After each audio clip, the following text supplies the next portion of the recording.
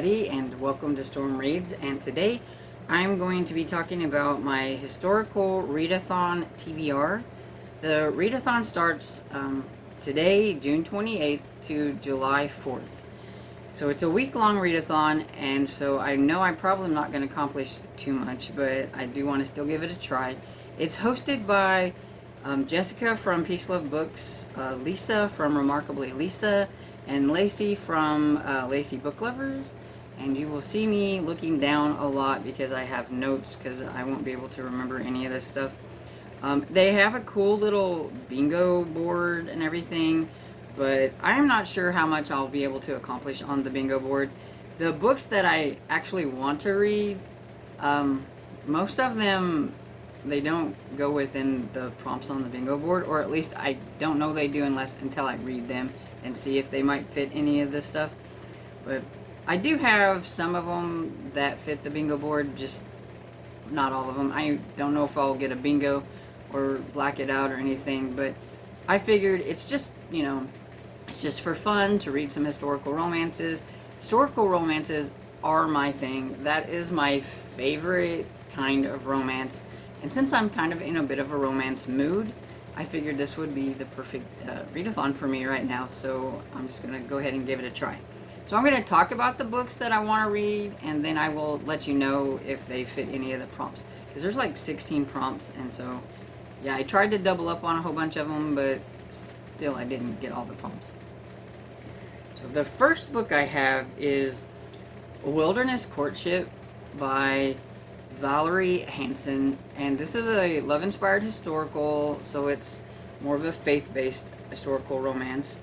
And this one is about Charity Bill, who after surviving an unhappy marriage, she's decided to avoid men.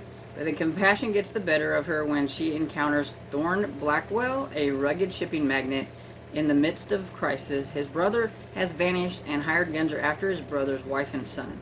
To save them, Thorne faces a grueling journey through the wild Oregon territory. In order to succeed, he needs Charity's help.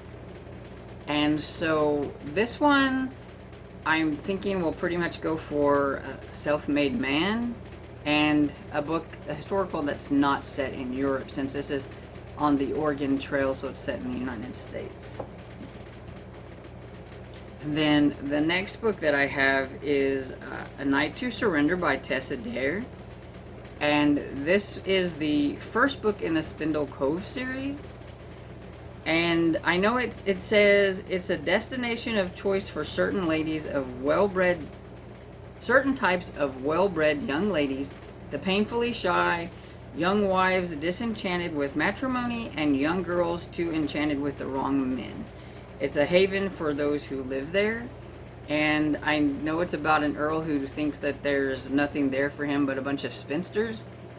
And I've always wanted to read this series, and I don't know why I just never got into it. So I thought this was a good chance to give the first one a try. And the only one I could think that this might go for is Spinster. It says it mentions spinster in the blurb, so I'm hoping that means it's going to be about a spinster. Maybe it'll fit Wallflower, I don't know, but I'm hoping at least it fits the spinster one. And then the next book I have is the group read, which is Olivia and the Masked Duke by Grace Calloway. Now this one hits a lot of prompts, which is why I decided to go ahead and read this one. And I actually I got it off of Overdrive. It came in today, so like perfect timing. I was kind of worried it wouldn't come in, but I'm getting this one. So Olivia and the Masked Duke it says he saved her life when she was a girl. Now she is a woman determined to heal his heart. And I know it's about Olivia, who joins a society that teaches them some different skills, and they like solve some deadly cases and things like that. And I don't know a whole lot more about it. I don't like to read the blurbs too much. I do know that some people have mentioned that this is an age gap romance, and somebody said that it was an indie published romance, so then it might fit the indie published. But I know it fits the purple cover, and then they have a a bingo prompt for the author of the book, and so it'll fit that. And then a clinched cover, which is just basically the man and the woman in a embrace. And so if it's that, and then Duke in the title, and I think it might fit spy, because it sounds like they might be kind of like spies, but I don't know because I've not read it, so we'll see. But it sounds really good, and so I'm really interested in it. And I've never read this author, so I'm curious. And then I have another one. I've been working on this one series. It's on KU, and it's called The Notorious Ladies of London. And I'm on number 3, which is Lady Reckless by Scarlett Scott. I have started it. I'm only like 6% in, so I'm going to go ahead and include it in this. And that's just because there is a prompt on here for series. And so this would be a series that I'm actually in the middle of, so I wanted to count it for that. But that's pretty much the only one that it counts for as of now anyway, that I know of. And then another book that I would like to read is The Governess Game by Tessa Dare, and it's about Alexandria takes on the task of trying to transform a couple of wild orphans into proper ladies.